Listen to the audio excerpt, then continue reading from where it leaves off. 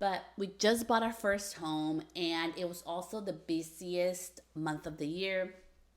It was bridal season, and it was like the craziest month because I was doing weddings and buying a house and getting documents to my lender and dealing with all these emotions, and it was just insane. So today's episode is going to be about navigating the changes of life while being and having a sustainable business. How do you show up with your business when all these moving parts are happening at the same time? How was I able to still continue booking even though I was in the busiest time of my life, and the importance of organization? I'm actually going to share with you what I do to keep organized. And today you can see I showed up without any makeup. I did brush my hair, okay?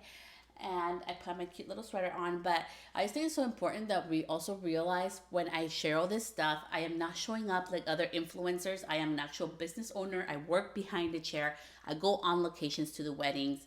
So I'm actually a working hairstylist. I'm a working colorist. And this is the reality of what it takes to make it work. There are gonna be days where this is how I look like, okay? So there are days when I was doing weddings, right? I have to get ready and do my hair and makeup and be presentable. And but there's also like the days where I had to get documents for my house and life is happening where I have to look like this, and I'm okay with that because I usually look like this or I'm put together. Like it's one of the two looks. So I wanted to share that with you because I think sometimes we judge ourselves. Like we see all this Instagram feed and even TikTok feeds, and they're always all so cute and put together and act like, oh, everything's dandy and so like mellow, and we don't see the behind the scenes. So reality check: your days where you may have to look a little less than than you would at work, but you have to do what you have to do to get stuff done. So number one is like about your appearance. It can be more laid back sometimes than it is at work versus when you're at home. So that's the thing. Then number two is also like, so what did I do to make it work? Organization. So I live by, this may sound bad, but this is how I do. Like this is how I find harmony in my life. I don't believe in balance. I don't believe in perfection. I believe in harmonizing, and what you give attention to grows. Okay, so my calendar, iPhone calendar, is a must. It has everything of what's going on. If I have appointments with clients, the doctor, the kids. I'm a mom to three kids. I also manage my husband's business.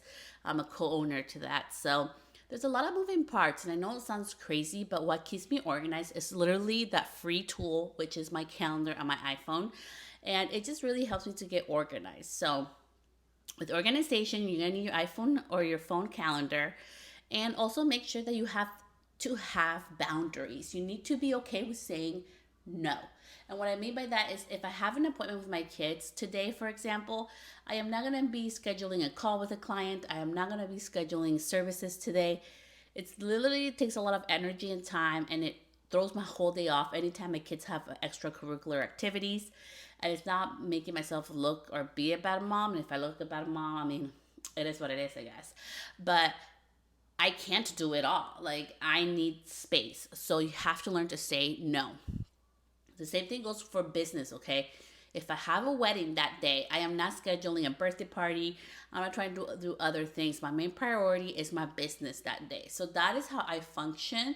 And that's how I was able to literally navigate this whole change of like getting documents to my mortgage loan officer and putting an offer in a house. And we were doing counters because we wanted to buy the house for less than we bought it for. So we're going back and forth with the seller agent and our agent, and there was so many moving parts. And of course, because Celeste is extra and crazy, I had a 21-day closing period. I probably wouldn't recommend that to anybody. Don't be psycho like me. That was intense, but I made it happen. So the other part, so we already talked about iPhone calendar. We talked about like some days you're gonna look less put together than others, or less fancy looking than others. And we talked also about saying no, right? When it's for work, that day is for work. If it's for personal, it's for personal. And you're gonna have to be okay with saying no more often. So the other thing that I really did to navigate my busiest time of year is I am very organized. So I know, like for me, a week before the wedding, I'm trying to get my clients like, on schedule with what's going to happen the day of their wedding. So I'm always communicating with them, and having a timeline is so important. And it really helped me to make sure like I have a booking system. Okay, so Honeybook is what I use, and I'll put it in like in the comments. You guys can check it out. That's what I actually use for mine. I love it because you can track all the emails people send to you, pictures, everything, if they utilize the Honeybook system.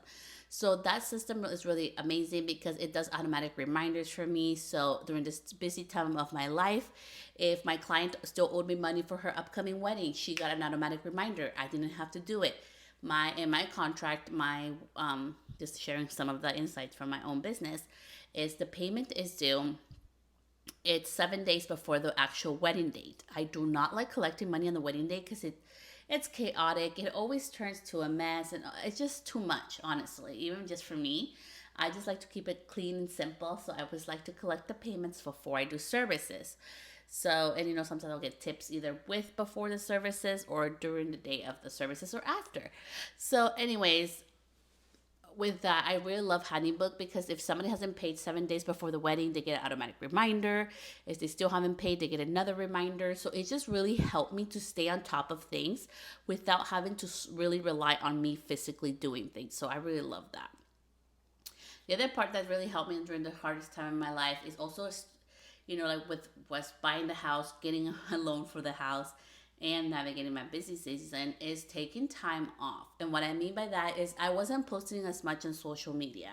And I know people like post every day, make a reel every day, do things every day. I couldn't do that. Like I was literally like in low capacity because I was like thinned out, and I wanted to also make sure what I was giving my attention to had my main thing. So like if I was booking things, if I was doing services, that I was really there and present. So I think it's really important that we also realize that that's such an important part of all of this, right? And like something that really helped me was taking time off. So sometimes I had to go on a walk, or I had to just have a morning where I wasn't doing anything and I had silence, or a day where I could clean. So you need to find also like what helps you when you feel overwhelmed. What helps you like center yourself back? Is it going to the gym?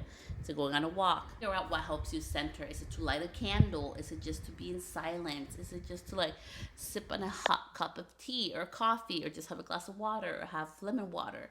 Like you have to figure out like, it's not always spa days, not always getting your nails done, not always going to get your hair done. Sometimes it's like the little things that really helps us recenter. So you have to really recenter yourself. And lastly, for this little mini podcast episode on helping me and navigate buying a home, getting a mortgage, getting a loan approval, which was a mess because we're both self-employed. That'll be for a different episode. And also navigating the biggest time of my year, which was October, and it happened when I bought my house. And October is a magical month for me. I love Halloween. It was really just being with intention. I am a very strong believer in what you put attention to grows. So if you're stressed out all the time, you're going to make that shit grow more, right? If you are in an abundant and grateful mind, you're going to make that grow more. So for me, I was like, I am so grateful I have this business. So I'm going to give my all to my clients and my brides. And I have systems in place in regards to babysitting. When I'm working, people know who to get a hold of. Don't talk to me. My phone's on silent. I don't want to hear it. And like even for me, like I've had to train my girls and remind them when they work alongside me to help me in weddings. I don't like being interrupted. I only have my phone to get content for Instagram and stuff. But honestly, other than that, I'm actually gonna end up getting a new phone, and this phone is gonna receive no messages. It's gonna be literally just for recording, because that's how important it is to me. But also, I do not like being interrupted. I don't like people, oh, look, you got a message on your Ring camera or this and that. Like, that drives me nuts. So I just think it's so important that we have systems in place, like whether it's for babysitting, whether it's to create content or get content, and also be like kind to yourself. Most importantly, give yourself the grace. We all need grace in our lives, because things are gonna happen. Like there was one day where I was crying. I was in my car crying. It happened on Tuesday because they were like, yeah, you're guaranteed for the loan amount for this amount. And they're like, no, just kidding, not anymore. Because you guys hadn't filed their taxes because we had an extension. And it turned into this whole mess. More of the story, I bought my house. My husband and I bought our home. But it was a lot of emotions. And that day I was fucking crying. And I was supposed to go to the gym. And I was supposed to clean the house. and start packing. And I couldn't do none of that stuff because I was really just like overwhelmed and just like, "Ugh, I don't even want a house anymore. I don't want to do this anymore." So I took that day, the rest of the day for myself. And I didn't judge myself. I didn't judge myself because I didn't post, I didn't do a podcast episode, I didn't record. So I've taken time off to really like make my home my home. I literally am finishing up my garage today and I'm done. Like we're officially moving into our home. And I'm just sharing that with you because although there's so much work and it's gonna be a project, it's gonna be like a home remodel of 2 years and we're doing it little by little. It is my home, and I took the time and I gave myself grace that it was okay that it wasn't all done perfectly and on anybody's timeline, and I made it happen. So I really hope this episode really helped you, and please let me know in the comments, like, have you ever dealt with like buying a house or a busy time in your business? Like, how do you keep yourself sane through that period? Because this is what helped me. So until then, I'll see you next time. Bye, love.